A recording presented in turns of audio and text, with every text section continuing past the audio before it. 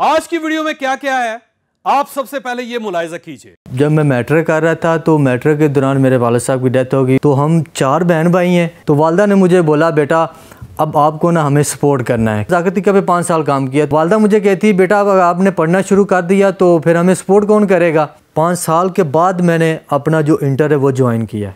तो ये जो आपको मुश्किलें आ रही हैं ये तो टेम्परेरी हैं। अपने जो रूम के ना द्वार में ने एक ना स्कोर कार्ड लिख दिया कि मैंने ना 800+ ना मार्क्स अचीव करने हैं। मैं हूं जावेद चौधरी और आप देख रहे हैं माइंड चेंजर। हमारे साथ 1 साल में 10 लाख लोग जुड़ चुके हैं। अगर आप इनमें शामिल नहीं हैं तो आप इस सुर्ख निशान को टच करके इस चैनल को सब्सक्राइब कर दीजिए और घंटी के इस निशान को भी हल्का सा पुश कर दीजिए। मुझे यकीन है आपका यह फैसला आपका मुकद्दर बदल देगा। हम आज आपके सामने एक ऐसे नौजवान को पेश कर रहे हैं जो यूनिवर्सिटी के कैफे में वेटर था। ये स्टूडेंट्स के सामने चाय के कप रखता था, मेजें साफ करता था और इनका फेंका हुआ कचरा उठाता था। लेकिन फिर इस नौजवान ने वेटर रहते हुए पढ़ना शुरू किया और फिर उसी यूनिवर्सिटी से BS अकाउंटिंग और फाइनेंस की डिग्री ले ली। आप भी अगर वेटर हैं, मजदूर हैं, दर्जी हैं या फिर ड्राइवर हैं तो आप भी अंसर अली की कहानी सुनिए और फिर अपने आप से पूछिए अगर अंसर अली कर सकता है तो हम अपना माइंड चेंज करके ये क्यों नहीं कर सकते। बिस्मिल्लाहिर्रहमानिर्रहीम। मेरा नाम अंसर अली है। मैं ननकाना साहब के छोटे से गांव से मेरा तल्लक है। तो जब मैं मैट्रिक कर रहा था तो मैट्रिक के दौरान मेरे वालिद साहब की डेथ हो गई। वालिद साहब मेरे असल में एक खेती बाड़ी करते थे। तो हम 4 बहन भाई हैं, 3 भाई हैं, एक सिस्टर है। सिस्टर बड़ी, उसकी शादी हो गई। भाइयों में सबसे बड़ा मैं हूँ। तो जब मैं मैट्रिक कर रहा था ना तो मैट्रिक के दौरान मेरे वालिद साहब की डेथ हो गई।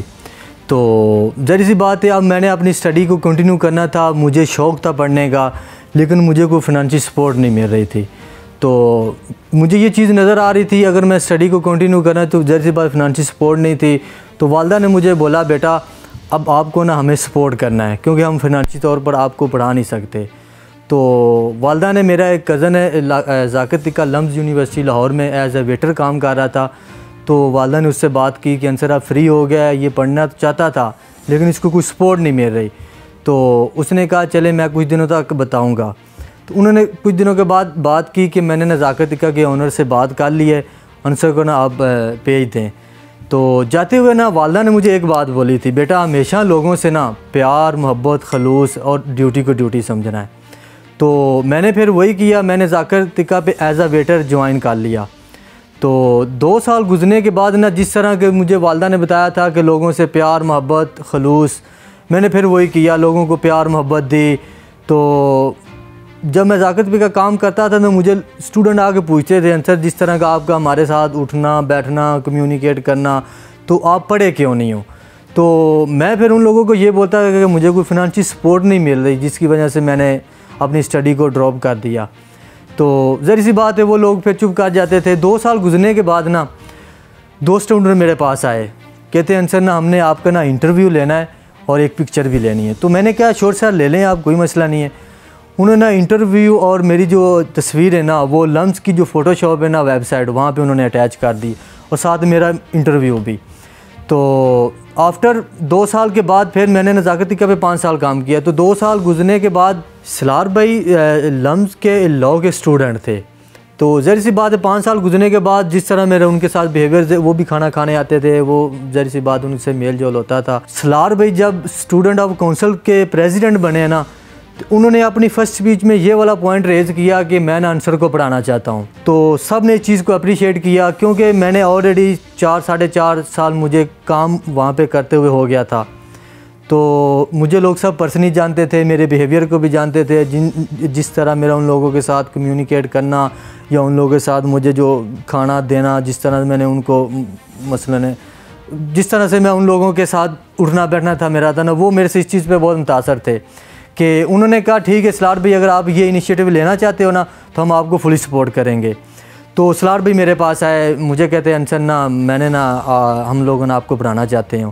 तो मैं अभी शुरू में मेरा एम तो था पढ़ने का, मुझे मोटिवेशन मिलती थी क्योंकि मैं ऑलरेडी उस सोसाइटी के अंदर काम कर रहा था जहाँ मेरे एम तो था ना, मेरा जो एम था उसको मोटिवेशन मिलती थी क्योंकि मुझे पता था अगर आप पढ़ तो नहीं रहे लेकिन आप कम से कम उस सोसाइटी के अंदर काम कर रहे हो जहाँ पढ़े लिखे लोग हैं और मतलब पढ़ी लिखी सोसाइटी के अंदर आप काम कर रहे हो, तो इससे ना जो मेरा एम था ना पढ़ने का, उसको मोटिवेशन मिलती थी। तो मैंने कहा सर, जब सलार भाई ने मुझे ये बताया कि ठीक है अंसर भाई हम आपको पढ़ाना चाहते, तो ज़री सी बात में मुझे खुशी महसूस हुई। तो मैंने कहा ठीक है सर, कोई मसला नहीं है।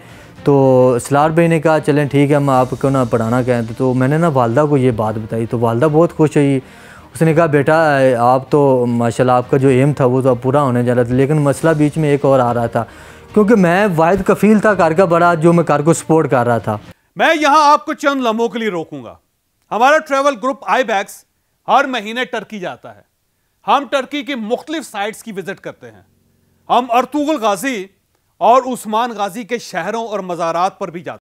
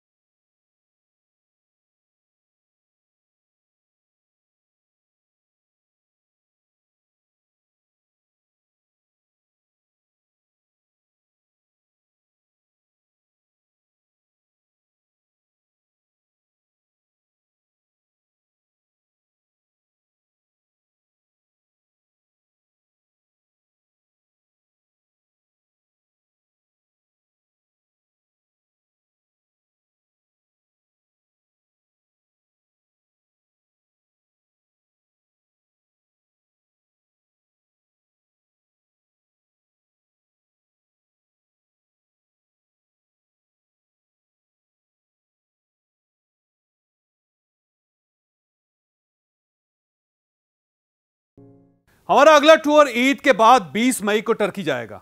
यह 7 दिन का टूर होगा। आप इन नंबर्स पर राब्ता करके हमारे ग्रुप का हिस्सा बन सकते हैं। तो वालदा मुझे कहती बेटा अगर आपने पढ़ना शुरू कर दिया तो फिर हमें सपोर्ट कौन करेगा। तो ज़ाहिर सी बात है, जब मैंने दोबारा पे सलार भाई से ये बात डिस्कस की तो सलार भाई ने कहा चले ठीक है, मैं कुछ दिनों बाद ना आपके से मुलाकात करूँगा। सलार भाई आए मेरे पास तो वो कहते हैं ठीक है सर ना, हम आपको फैमिली को भी सपोर्ट करेंगे, आपके कितने भी एजुकेशन एक्सपेंस हैं हम वो भी बेयर करेंगे। जब मैंने मैट्रिक के बाद ज़ाकिर तिक्के को ज्वाइन किया तो मेरा जो स्टडी का गैप था वो 5 साल का था। 5 साल के बाद मैंने अपना जो इंटर है वो ज्वाइन किया। तो 5 साल गुजरने के बाद ना, मैट्रिक के बाद जब 5 साल बाद मैंने अपने इंटर को ज्वाइन किया ना, तो ज़ाहिर सी बात है इंसान एक चीज़ का गैप करके जब 5 साल बाद एक चीज़ दोबारा रीज्वाइन करता है तो थोड़ी सी मुश्किलें आती हैं। तो मुझे शुरू में मुश्किलें तो आई थी, तो मैंने सिर्फ ये चीज़ सोच के कि अंसर देख तुम आपने ना एक एम को 5 साल ले कर चला है, तो ये जो आपको मुश्किलें आ रही हैं ये तो टेम्परेरी हैं, तो इंशाल्लाह with the passage of time ये आपको मसलन जो मुश्किलें आ रही हैं ये क्लियर हो जाएंगी। मैंने अपने आप को तसल्ली दी, मोटिवेट किया कि 5 साल गुजरने के बाद ये तूने अचीव कर ले तो इंशाल्लाह ये जो अभी जो टेम्परेरी तौर पर हर्डल्स आ रही हैं ना ये इंशाल्लाह ओवरकम हो जाएंगी। तो मैंने अपने आप को मुतमिन किया और अपने आप को तसल्ली दी, और मैंने ना अपने जो रूम के ना द्वार में ना एक ना स्कोर कार्ड लिख दिया कि मैंने ना 800 प्लस ना मार्क्स अचीव करने हैं। तो मैंने जब ये चीज़ को ओवरकम किया, मैंने अपनी स्टडी को फिर एक रिदम के अंदर लेके आया, कंटिन्यू की, तो अल्हम्दुलिल्लाह मैंने फिर वो और 800 जो प्लस मार्क्स है ना वो मैंने अचीव किए। तो उसके बाद मैंने अब ज़री सी बात है, अब इंटर के बाद मैंने फिर अपनी बीएस को आगे कंटिन्यू करना चाहता था। तो सलार भाई ने मुझे ये कंसल्ट किया कि ना अगर आपने अच्छी यूनिवर्सिटी में पढ़ना है तो इस्लामाबाद में है हमारे पास ऑप्शन। तो ज़ाहिर सी बात है मैंने कहा ठीक है सर। जब इस यूनिवर्सिटी को ज्वाइन के लिए BS accounting and finance subject मेरा है, तो उसमें मेरा अल्हम्दुलिल्लाह 2 महीने बाद मैं ग्रेजुएशन होने वाला हूँ। बीएस अकाउंटिंग एंड फाइनेंस में मेरी डिग्री है जैबिस यूनिवर्सिटी में, तो अल्हम्दुलिल्लाह। और मैं आखिर में सिर्फ 2 मैसेज देना चाहूँगा।